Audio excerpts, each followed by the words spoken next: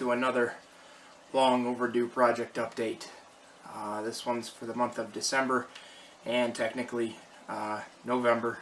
I wasn't able to get you one then either, unfortunately. But we got plenty to talk to you about today. Very excited.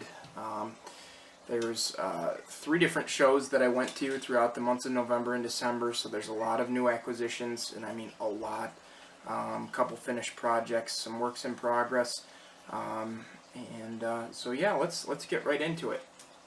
So shortly after the last project update, I traded away my SD60i, and in return I got 2 after and ready to roll -9s. Those are both in various stages of completion now, because I did a lot of custom work to them. One of them was in old NS, and then the other was in Horsehead. So one of them is complete for the most part, other than weathering, but detail-wise it's complete, and sound install-wise it's complete as well. And that's the one here in front of me. This is it's now Norfolk Southern 8889, which is the class unit for the -9s. It's got all LED lighting, headlights been relocated, amongst other things. It's got PTC, all the pilot detail is complete and everything. I also did put a P5 on top. It now has, I believe, a K5 LAR or something along those lines. Sounds like complete trash if you ask me. So I modeled it when it still had the P5, because I would rather have it with the P5 on my layout.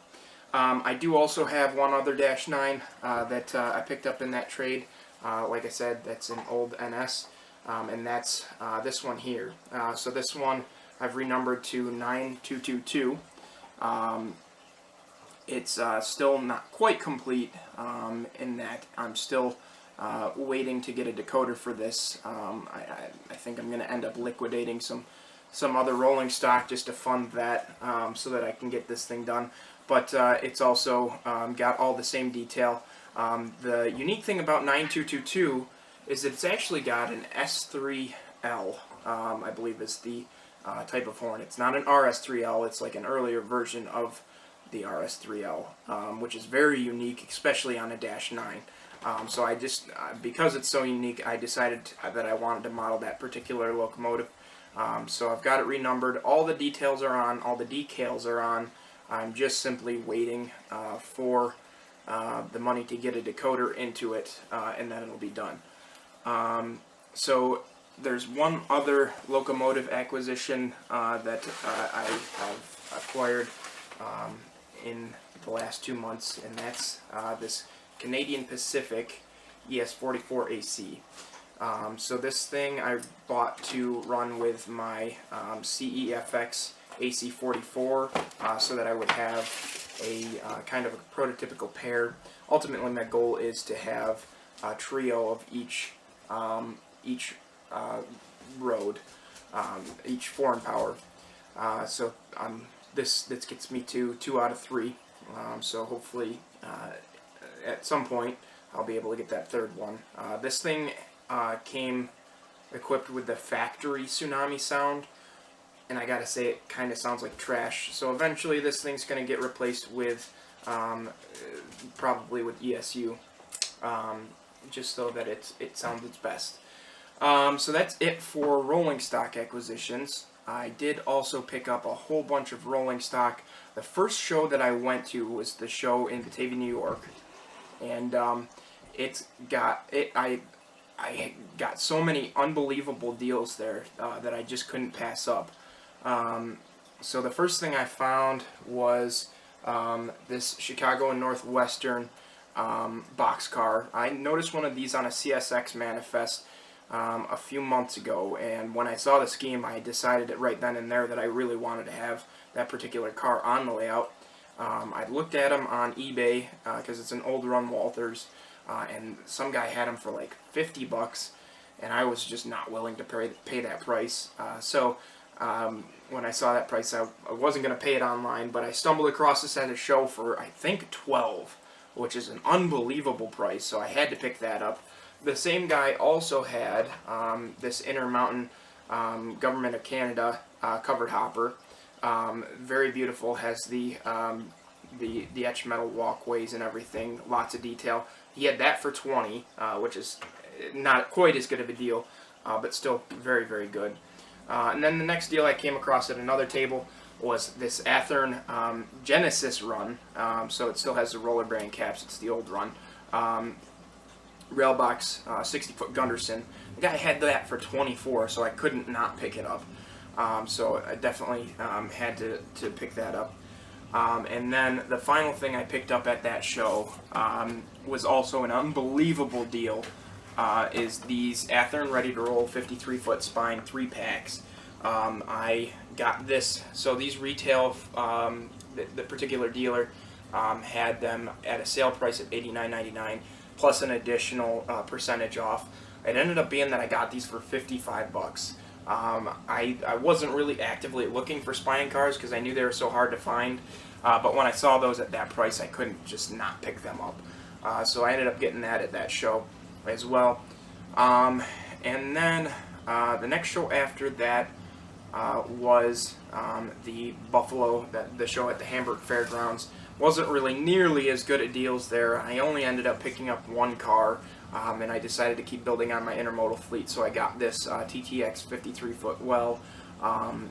It wasn't really even that great of a deal, but I didn't want to leave the show empty-handed, so I picked that up. It's got the new logo and everything, so it's a nice addition. That brings my intermodal fleet up to 7 cars for now, and then I also have some on pre-order that are due in May, I believe. So hopefully once those are in, I'll have a pretty decent looking train going forward. Excuse me. And then the last show that I went to was actually this Saturday. Again, not really the greatest deals, but I did come across one car that I've been looking for a very, very long time, and that's this CSX patched Family System Lines box car.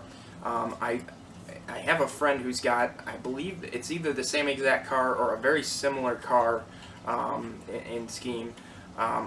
As soon as I saw that, I knew I had to have one for myself, so I picked this up at the RIT train show. The Model Train Club always has. It's a very neat car. The excessive height warning is yellow, similar to the CNW. Also has that, but I just thought that was so unique rather than being white and everything, plus it being an Family Line System car patched for CSX, still running around like that too. I thought that was very, very cool. And then that brings us to our final acquisition for the last few months, and that's this TTX, another Genesis run TTX boxcar. This is actually my buddy John traded this to me. The guy that I actually bought this one from had two, and I really didn't have it in my budget to buy both of them. My buddy John that I went with actually ended up buying the other one, and then a few weeks later, actually the weekend of the RIT train show last weekend, he had mentioned that he was interested in trading it. I asked him what he wanted. He picked out a couple of covered hoppers, or actually just one covered hopper from my collection. Said he wanted to trade for that, and this one became mine as well. So now I have two of these very beautiful, very hard to find cars, and I couldn't be happier to have them both. So that's it for new acquisitions. I do have one. I finally started working on the Wisconsin Central covered hopper or gondola from a couple updates ago. I did technically start working on the CNW as well. It's dull coated. It's also going to have some pretty major graffiti. The one that I saw actually had, it must have been very recent because the lettering and everything was actually covered up by the graffiti, which I don't believe they leave them like that for very long. So it'll be getting something similar. I probably won't cover up the markings on mine just because I feel like that's not the way that was going to stay. And then I also did start on patching the Chesapeake and Ohio, the Chessie system covered hopper as well. But those are both kind of stuck in the middle of the process, so I don't really want to show those to you. As far as the layout room itself, work is continuing back there. We have most of the big drywall up on the ceiling that's needed. It had a drop ceiling back there for those who didn't watch my last project update. It also had wood paneling on the walls. So I have to put up drywall on the ceiling, and then I have to tape and mud both the ceiling and the walls, and then paint, and then we'll be good to go. I did also get light fixtures prepped and ready to go in. So it's coming along nicely back there. It's still a huge mess back there, so I don't really want to show it to you guys in the state that it's in now. But hopefully, I'm really hoping by the first of the year, I'm at least ready to finish up the mudding and everything, so that I can really begin the layout itself with the new year. But that's about it for this project update, guys. It was jam-packed with a lot of stuff, so I hope you enjoyed it. Stay tuned for next month. I know I'll have a bunch of new finished projects with the Wisconsin Central Gondola and the Chicago and Northwestern boxcar. So I'm excited to show those to you. Hopefully I'll have the other Dash 9 finished as well. So stay tuned for that, and we'll see you on the next one. Take care, guys.